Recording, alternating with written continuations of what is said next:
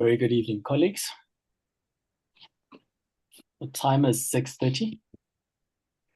Welcome once again to the Intellectus campus Wednesday CPD sessions. My name is Obake Mwatsi. I serve as the General Manager of Intellectus Campus Group, a training institution with campuses across 5 countries in SADC, namely South Africa, Botswana, Namibia, Zimbabwe, and Swatini. The session for today is the first session since the passing of our beloved Dr. Jacqueline Stone. If you'll allow us, in respect of Dr. Stone, if we could spend 1 minute and observe a moment of silence before we begin.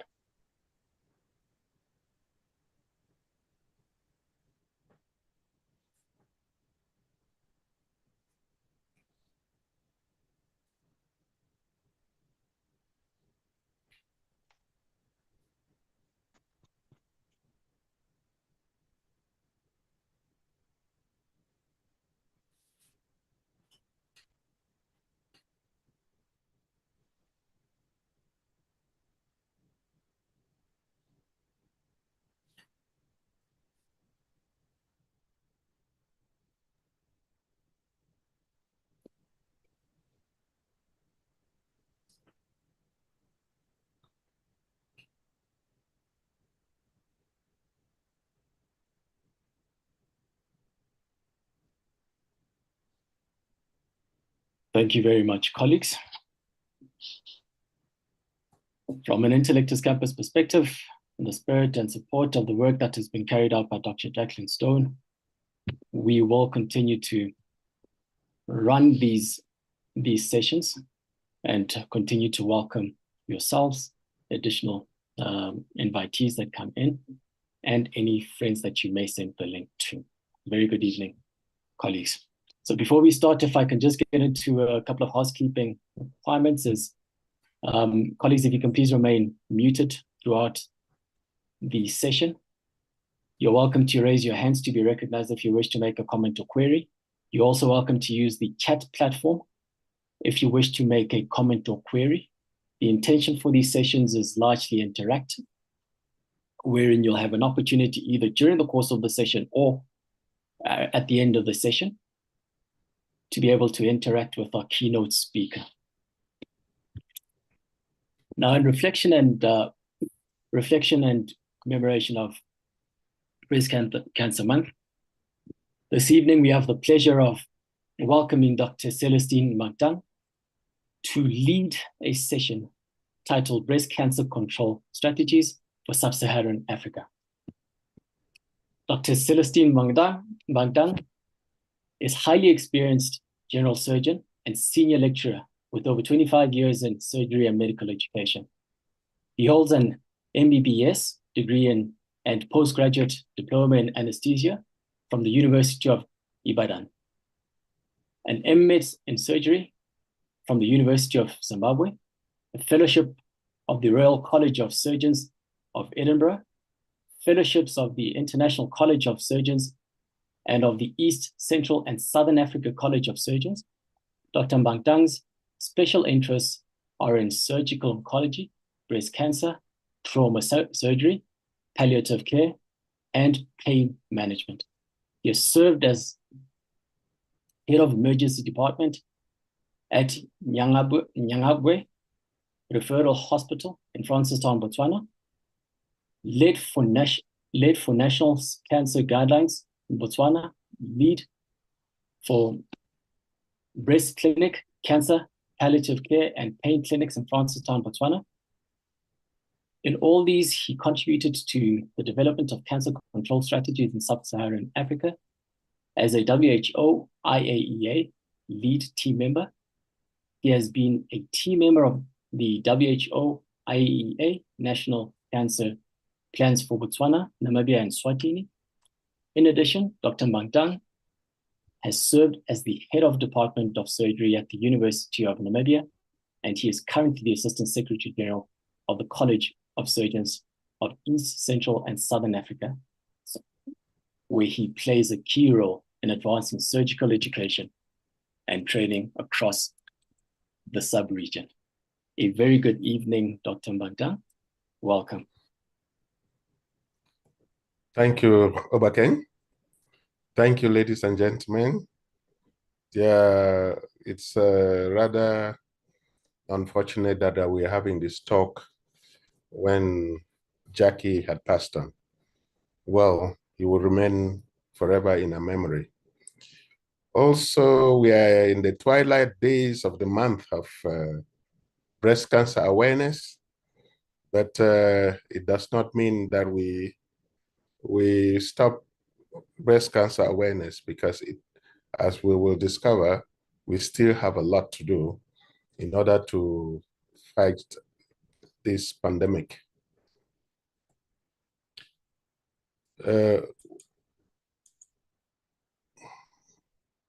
There's this famous Dave Barry. He was born in 1947, an American writer and humorist.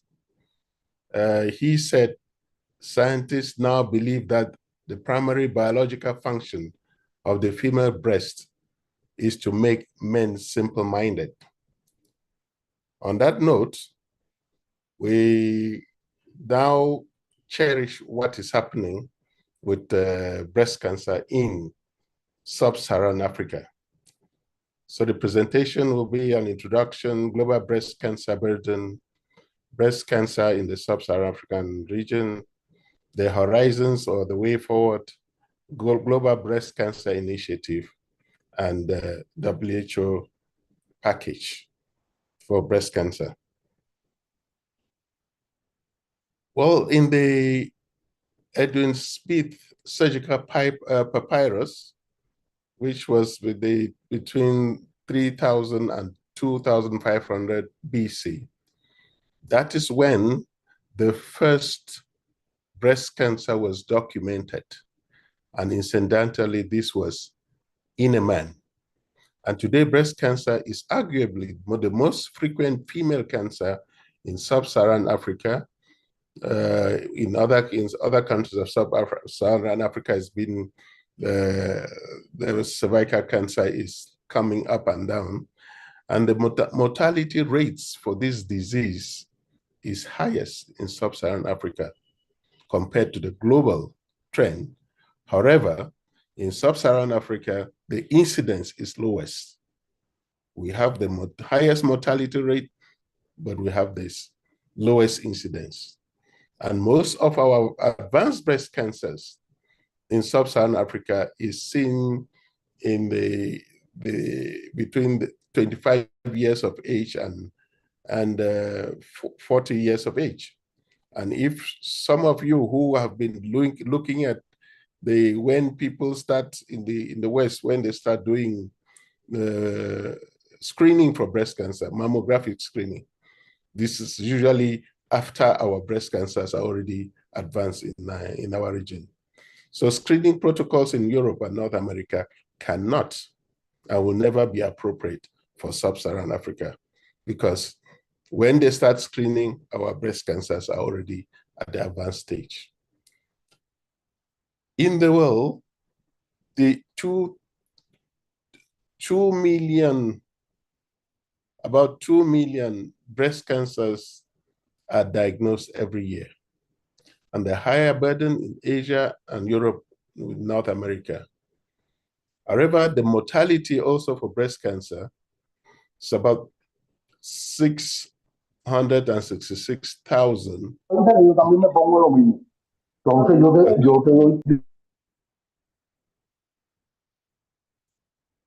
Hello? Sorry, please carry on, Dr. Celestina. Okay, we were saying the mortality, global mortality rate is about 666,000 per year, but new diagnosed cancers about 2 million per year. And in 2021, only about 20 in high income countries achieve the target of 2.5% per year reduction in age standardized mortality rate. That is just about 10%. And this was in the developed countries, because WHO has given us that target to reduce mortality by 2.5% every year. And in 2022, breast cancer was the most common cancer in 85% of countries, and the most common or second most common cancer deaths in 95% of countries globally. So this map is just showing the burden of breast cancer in the world. But when we look at the standardized rate, age standardized rate, that is the age standardized rate, incidence rate. You see North America, the thick blue, they predominate. And sub-Saharan Africa were sparse. Well, there are so many reasons. Statistics, we may not be registering, and out of, I think it's only less than half of the sub-Saharan African countries have cancer registries.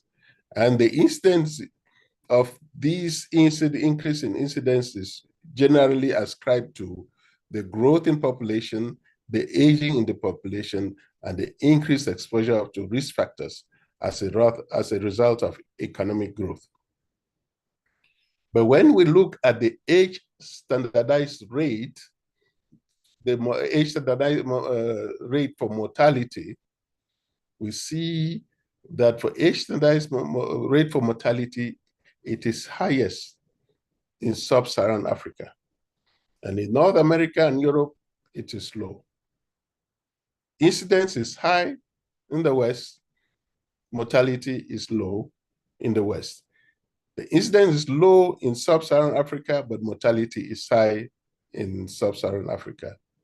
And this observation also reflects the type of early or late presentations that we see. And the late presentations are usually at a younger age compared to the West. So how do we look at this cancer now in terms of management and control? When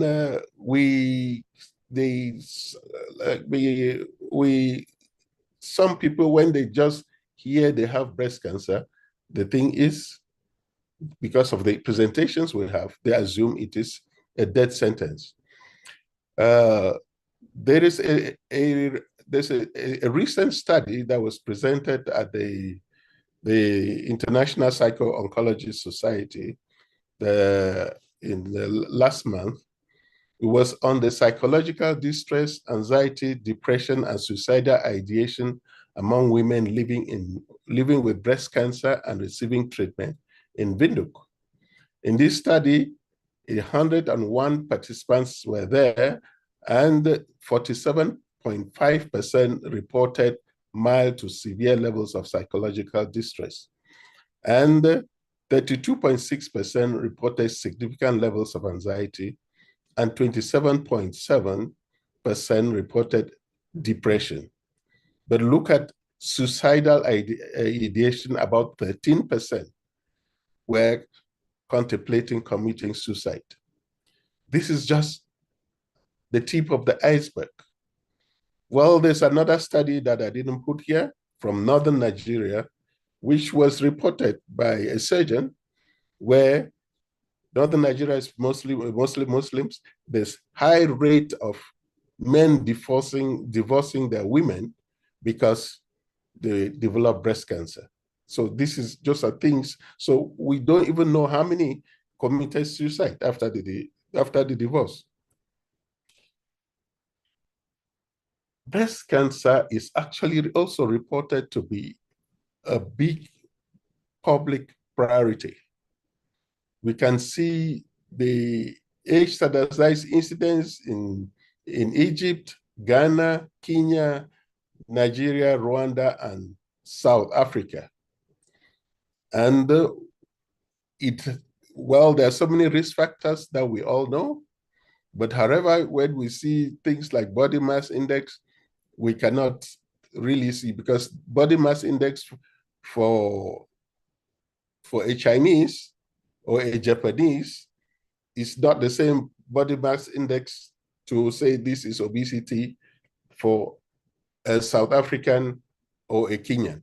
So these are things that we're using to measure risk factors for breast cancer, which are not, you cannot compare them. However, the truth is our breast cancer in sub-Saharan Africa does not have the same presentation like the West.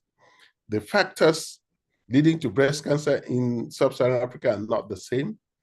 So protocols for management of breast cancer can never be the same. And even in sub-Saharan Africa, if we do detailed reporting, we'll see that the protocols should differ from country to country.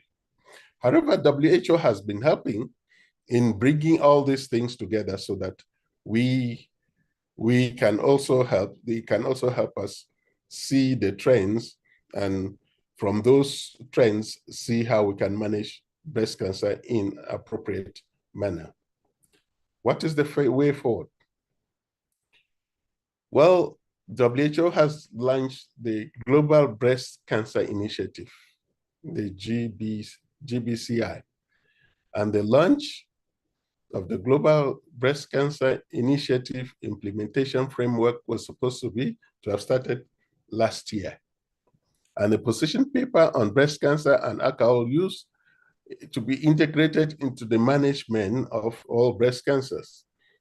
However, this is a generic thing, and each country is supposed to pick it up.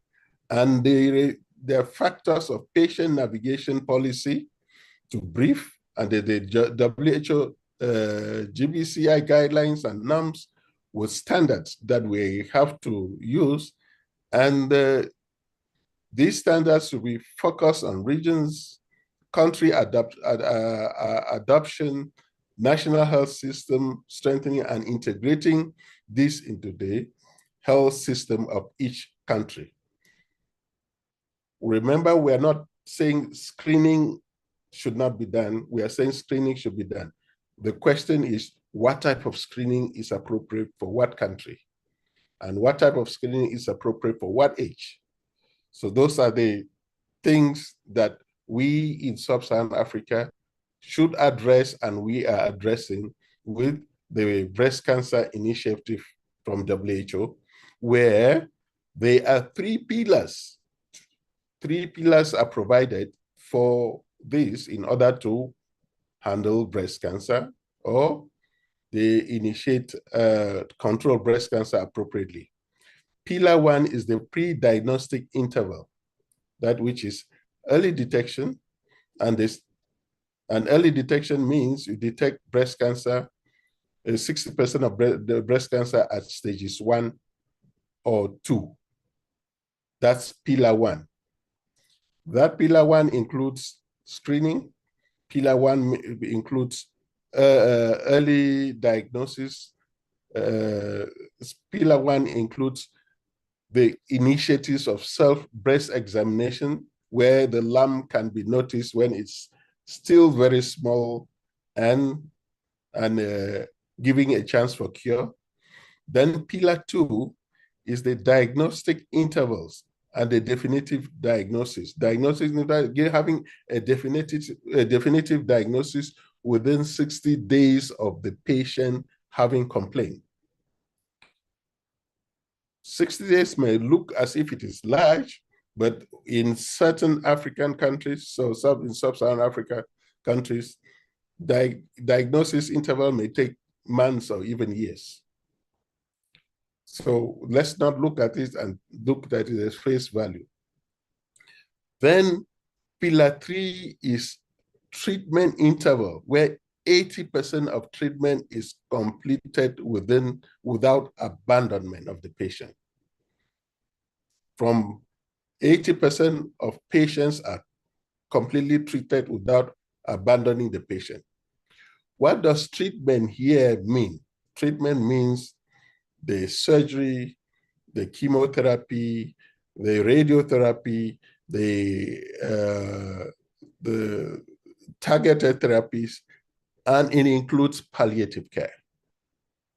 And here again, we're supposed to be introducing psycho-oncologists from the time of diagnosis, so that throughout the disease trajectory, the patient is psychologically supported.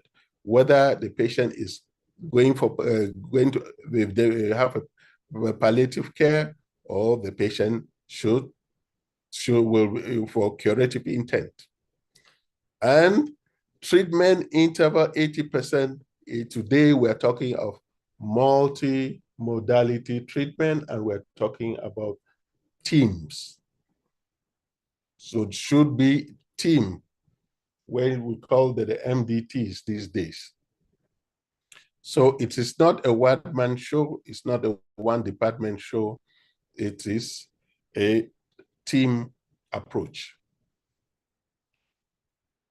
How do we promote and implement the GBCI? We go back to our pillars. 60% of all cases should be detected early, curative intent, and diagnostic interval, definitive diagnosis within 60 days of detection, and 80% treatment completion without abandonment of the patient, which means there should be strategies to keep the patient psychologically, follow up the patient. And in these days, mobile phones are everywhere, even in war-torn areas. So people can use mobile phones, but what do we need for all this? We need good leadership. We need good leadership to facilitate dialogue and knowledge sharing networks through workshops, knowledge platforms, facilitate the GBCI adoption by regional offices and member states, and collaborative strategic partner engagement. It's, well, these have been, they sing it every time in the World Health Assembly, and these are all to look at the pillars, the 3 pillars. Health promotion for pillar 1 now, health promotion for early detection, pre-diagnostic interval. Pillar 2, timely breast diagnostics and diagnostic interval. And pillar 3, comprehensive breast cancer management treatment intervals. What does it entail? It does not mean that only governments have to do this. There's some governments who cannot do it. There's some government who neglects it, but the private sector has to come in. The private sector work hand in hand with the governments. Private-public partnerships will help in this. And even survivors, they help with this. And what are the norms of the standards? That the technical brief on patient navigation, the GBCI training package, which WHO is producing, the GBCI monitoring and evaluation tools, clinical breast assessment manuals, and policy brief on integrated women's cancer services. What does that mean? A patient coming with cervical cancer or breast cancer or any other cancer, as long as a woman, you make sure all the examinations of the cervix, examination of the breast are done. Patients coming for antenatal, examination of the breast, examination of the cervix is done. That's what it means. And policy brief on integrated women's cancer services, and an update position of paper on the mammography and screening readiness. How many countries in sub-Saharan Africa have screening programs? Can bet you very few, if any. Why? Because we have tried to adapt screening programs from the West, which are not appropriate for us.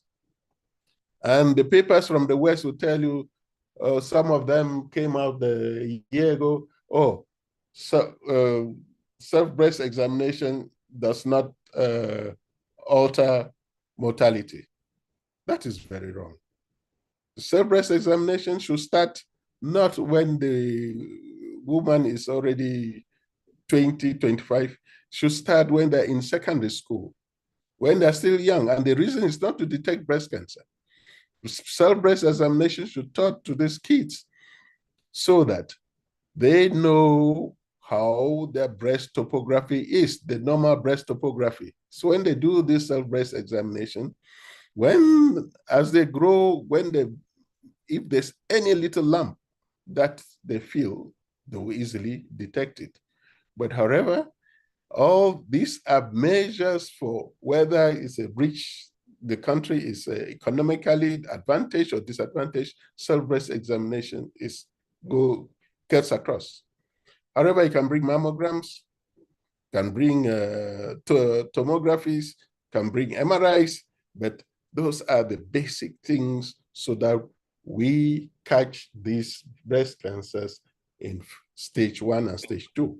But however, we need to also link up with research so that the genetic component for breast cancer is captured, and also piece out what makes this breast cancer in sub-Saharan Africa to occur earlier in the women than later, as occurs in the advanced countries, or the Western countries rather.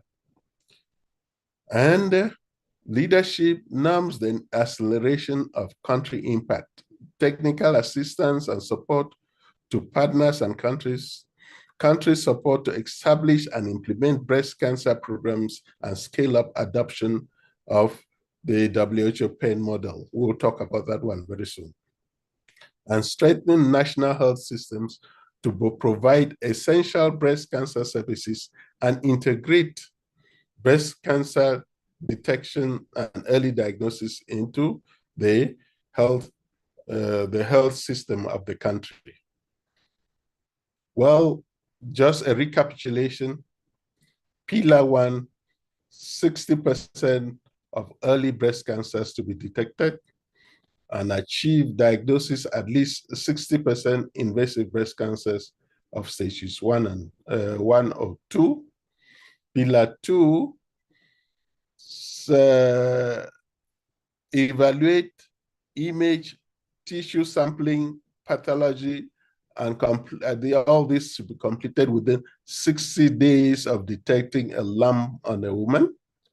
And pillar 3, 80% of cancers have the full course of multimodality treatment and successfully return home, which includes both curative intent and palliative care, with a lot of psychological support. Now, breast cancer is one of the NCD's best buys. This is, we adopt the best buys and expanded best buys into the national policies implementation. This is another more modality of breast cancer. The strategy brought with the help of WHO, and we need endorsement of this priority intervention. These manuals are available from WHO, and this is to prevent, it helps also, it should be integrated into the other female cancers, that is prevent cervical cancer with the HPV vaccination, provide breast cancer screening for timely diagnosis and treatment, and provide surgery, chemotherapy, radiotherapy treatment, and targeted therapies for patients with these cancers. including palliative care. So these are all ways that we are strategizing to control breast cancer in sub-Saharan Africa.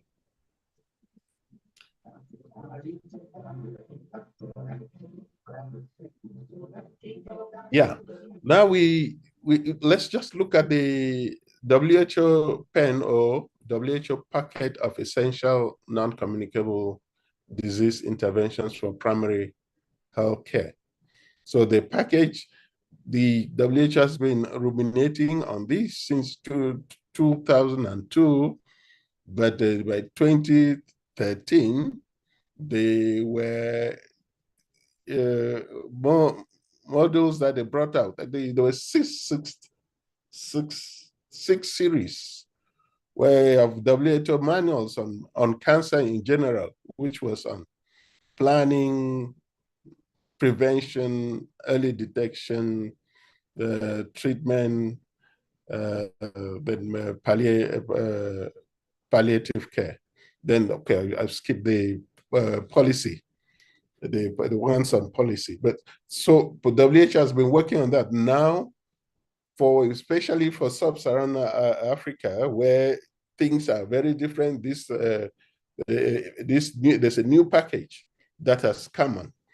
However, we are still slow to pick it up. If we even look at our cancer registries, less than half of the countries in sub-Saharan Africa have cancer registries. And even those with cancer registries, most of the cancer registries are not doing what the IAC asked the cancer registries to do. They don't give the statistics the way they're supposed to be given. So when we see the IAC manual of cancer in 5 continents, there are very few sub-Saharan African countries in that manual. They updated every 5 years, and the next one is already in print. The Cancer in 5 Continents, Volume 13, is in print now. But there are just about 5 sub-Saharan African countries that are in that manual, Cancer in 5 Continents. This is how our systems are going. But we can't leave it at this rate. We see our governments have been failing us, so we can't leave it only to governments. There are some countries, the cancer registries are not under the ministries of health, because the ministries of health, they don't put resources to follow it. And they're handled by the cancer associations. So those are just a few things that we have observed. So what are the real problems that are causing this lack of equity and progress? What are the persistent barriers and challenges to access breast cancer services in sub-Saharan Africa? Well, some will say it's because we are not interested, or we think it is a top-down approach, or it is because we believe that cancer is a death sentence. Well, what are the barriers to prevention? What are the barriers to early detection? And what are the barriers to diagnosis and treatment? So those are the things that we interrogate ourselves to find out.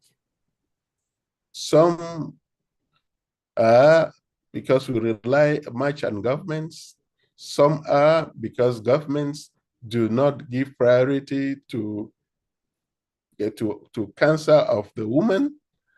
And some are because we lack the knowledge and we are not doing enough research to see what we're supposed to do for our cancers.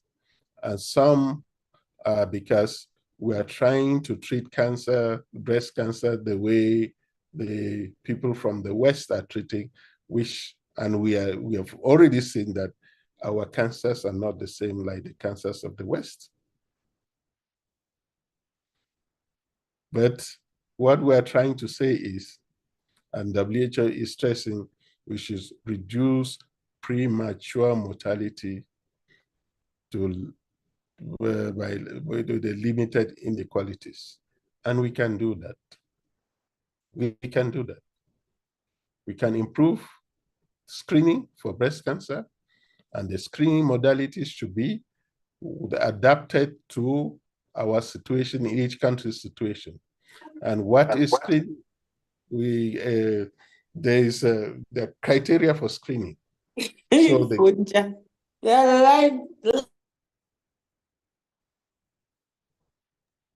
okay, we use the criteria for screening, and basically in Sub-Saharan Africa, we can start with the self-breast examination and ultrasound scan, mammography, but we know the problems with mammography. So those are the strategies that we need to take. And WHO is offering support both in access to medication, technologies, tools, and coordination for convening the appropriate management of these cancers. They're providing regulatory approvals, selection, and prioritization of health technology assessment. They have robust regulatory control systems. They're prioritizing and helping governments for distribution of supplies and medications with the deliveries, and also safety in the hospitals. Not only WHO and IAEA, International Atomic Energy Agency. So they work in collaboration to help governments. International Atomic Energy work with governments to get to access radiotherapy services. They work with governments to train the young people in these domains. So WHO has been doing a lot, and well, WHO is all of us. WHO is our governments, and we don't even take what WHO is telling us to do. Well, medicines, we have WHO essential medical list, the earth list we have, and these are well scrutinized modalities to bring the health to member nations at the cheapest rate. And we can also negotiate as governments from the manufacturers through WHO directly. But unfortunately, in people, there are a lot of middlemen in between to trying to make ends meet by killing our people who have developed cancers. The informal private sector forum on access to breast cancer medicines is very rife. And the WHO has assisted for unmet need of essential breast cancer medicines and technology by involving the private sector that plays a role in research, development, and manufacturing of supplies. And these objectives were to highlight the importance of public-private collaboration and addressing barriers in access to breast cancer health products and technologies, and to share best practice and policies to inform and discuss, create advocacy, and enhance understanding for the informed decision-making for policymakers, and to provide a platform for sharing experiences and operational considerations in accessing these innovations, technologies, and treatments, and to highlight market shaping opportunities and the key as to private sector improving access to breast care. So what are the mandates? What are the objectives of the forum and the impact? So WHO has helped with the prevention and control Global Breast Cancer Initiative since 2021, which aligns key pillars: early diagnosis and timely diagnosis, comprehensive treatment, to achieve a target of 2.5% per year reduction in breast cancer age stratified mortality rate to reduce by 2.5 every year. So what are the objectives of this forum? To strengthen private sector commitment and contributions, the access to breast cancer treatment, and they strengthen the collaboration between WHO, intergovernmental agencies, and non-state actors in reducing breast cancer mortality rate, and also improve access to breast cancer early detection, increase coverage of breast diagnostic imaging, pathology, and tissue sampling to achieve 60% 60 days timely diagnosis, and improve availability of essential medicines and radiotherapy in the public and private sector for comprehensive treatment. So this the essential collaboration between WHO, member state partners, and all actors.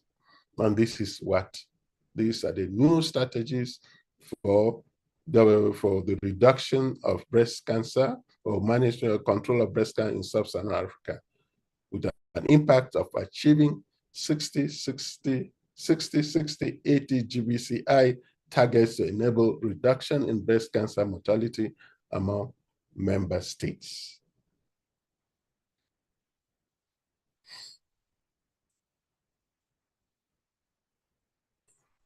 So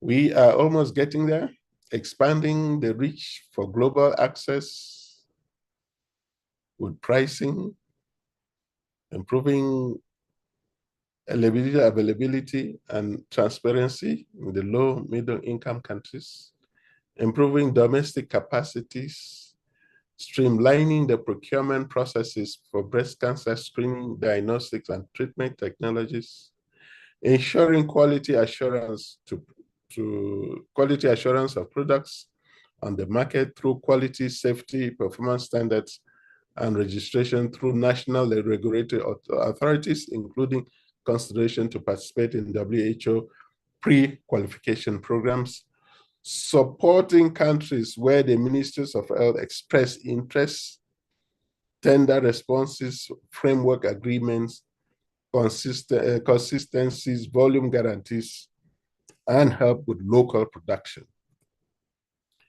Enhance political will and advocacy for breast cancer programs, both globally, regionally, and nationally.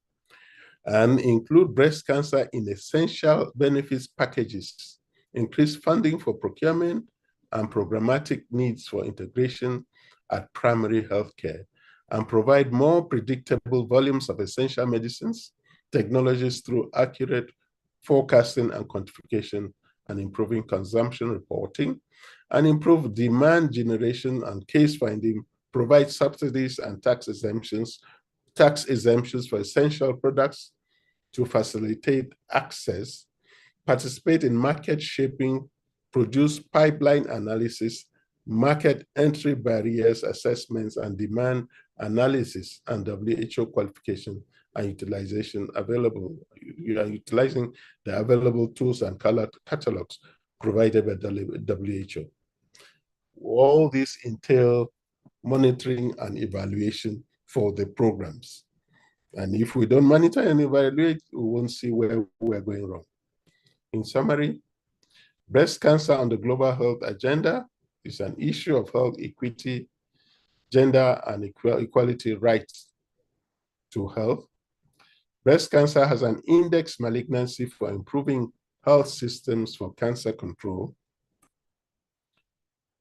enables the strengthened national health system to achieve reduction in mortality rate of 2.5% per year by 2040 is our priority in sub-Saharan Africa, and focus on client-centered integrated approaches at primary health care, and the access to medicines and technologies as a core aspect of WHO program work 14 to promote, provide, and protect health for people everywhere in the sub-region.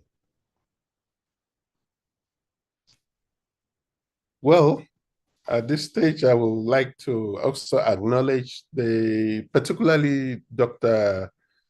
Prebo Barongo, who used to be the coordinator for non-communicable disease for WHO Afro. He's now since last year, based in Geneva.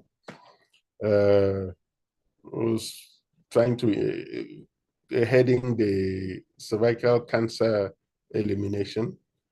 And we also thank all Intellectus campus for facilitating this. And we also grateful for what COSEXA and the University of Namibia the opportunity is given for us to express all this. And the announcement is COSEXA is also at the stage now finalizing the fellowship program for breast surgery. However, as we say, breast cancer and treatment of breast cancer is multimodality, and it's teamwork. It's no longer a one-man show. Thank you. Thank you very much, Dr. Magda, for the presentation. Incredibly informative. Colleagues, we still have 15 or approximately 15 minutes left for this session if there are any questions or queries that you may wish to raise. Dr. Celestine, if you'll allow me just on my observation of the presentation in respect to the mortality rates, on the reflection or on the image, East Africa seems to be reflecting a lower mortality rates than some of the other regions. What is being done differently in East Africa compared to much of the regions across sub-Saharan Africa? But also, perhaps as a preamble as well, is consistent with much of the solutions. Dr. Harber reminds us that African solutions for African problems, the ASAP sort of theme. How would that also impact in some of the solutions that you've been reflecting on?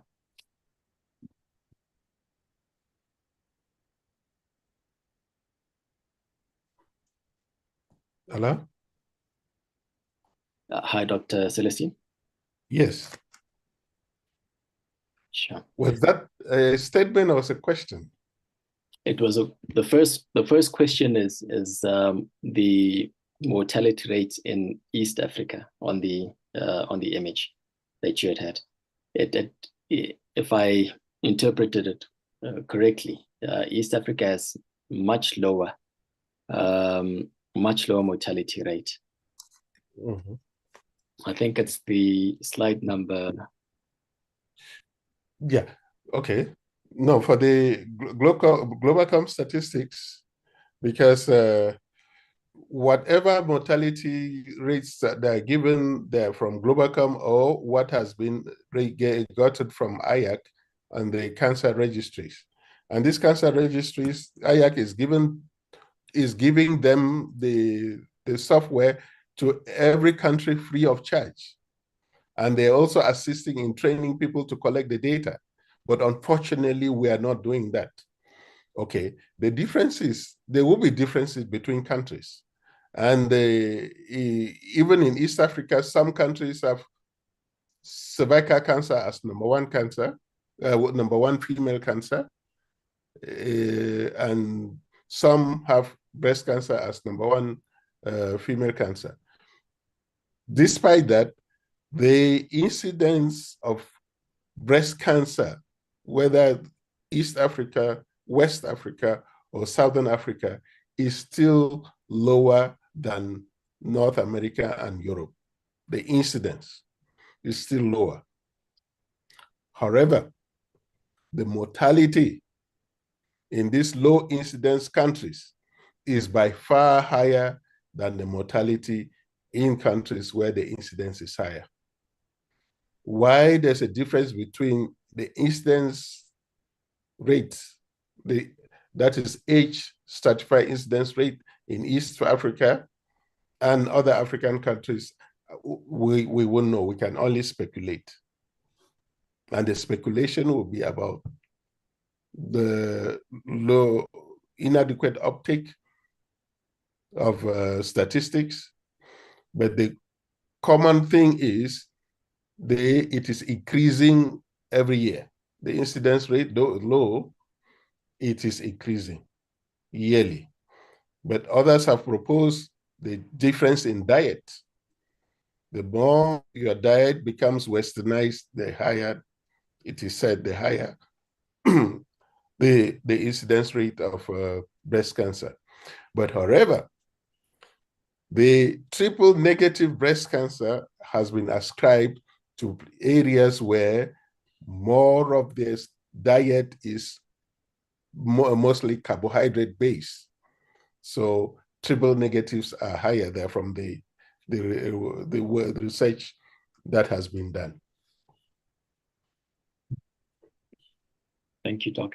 Dr. Charmé, Dr. Gerber, would you like me to read out your comments, or you're welcome to dive in?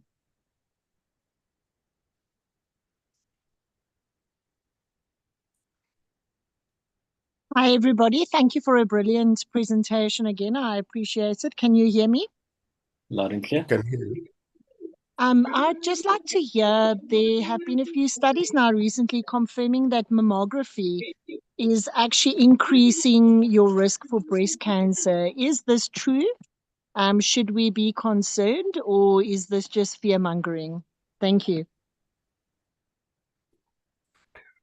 Well, well, I don't want to go into Trump politics, but but mammography detects more of breast cancers than causing increase in breast cancer. That's what I can say about it.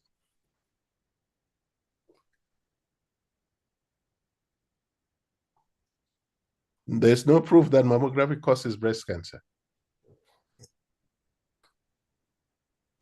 Thank you very much. Thank you very much. There's a question from W. Beta. It says, have there been any observable changes in cases and case incidences post-COVID?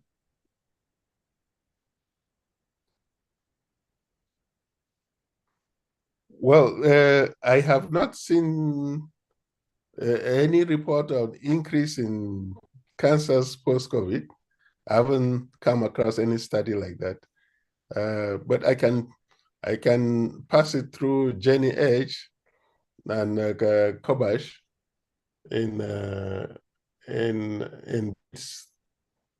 because Kobash he has his thumb on those things in the Baragwana Breast Clinic. Thank you, Doc. A final question and comment on the chat from Sydney. Evening, Doc. Do you have an idea of the SADC rating in correlation to cancer rating and its compliance with submission of necessary stats? Please repeat it. Do you have an idea of the SADC rating in correlation to cancer rating and its compliance with submission of necessary stats? SADC. No. That is very difficult, because when we look at let's just look at South Africa per se, the protocols or when we look at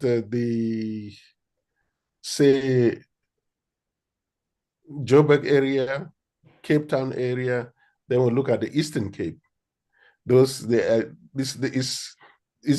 the demographics are very different, but it's the same country. Then there was a recent study. When I say recent, the past 5 years, with It was a study done for Botswana. It was Namibia, Kenya, Nigeria, Ghana.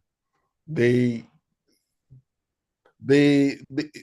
outcome was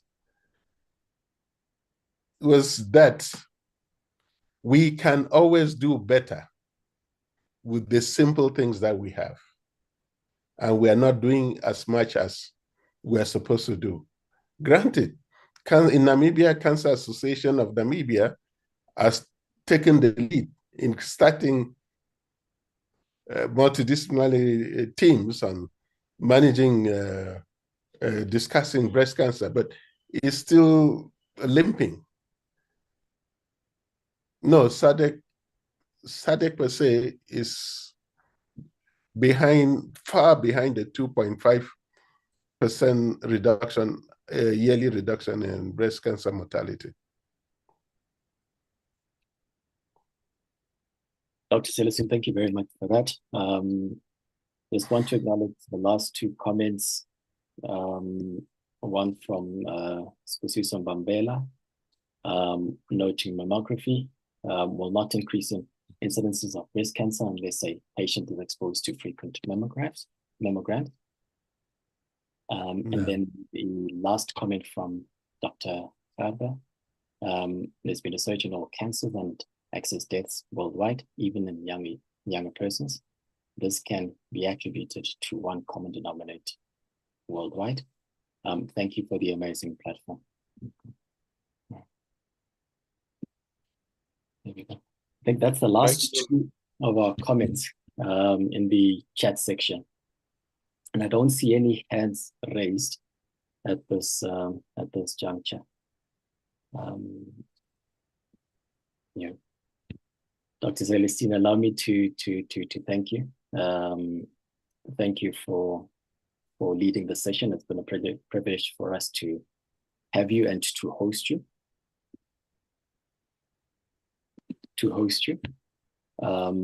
I'd also like to acknowledge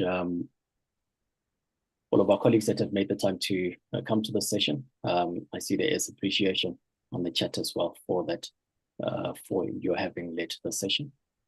We will be communicating the next couple of sessions as well on the group once again.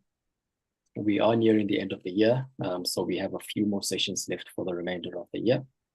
A reminder, colleagues, as well, that the attendance register has been shared on the chat several times during the course of this evening. The attendance register will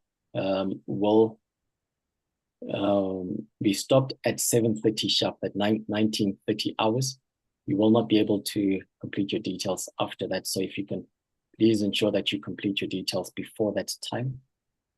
Even if you have the link and you exit the session now, you will still have an opportunity to complete it up to 19:30. Once again, Dr. Celestine Magdan, thank you very much for having led the session once again. Yeah, thank you very much. And thank you, participants, for showing up. Good night. Thank you. Good night. Colleagues, please feel free to exit the session once you've completed your attendance details. The session will be stopped at 7:30 sharp. Thank you and a very good evening. Take care.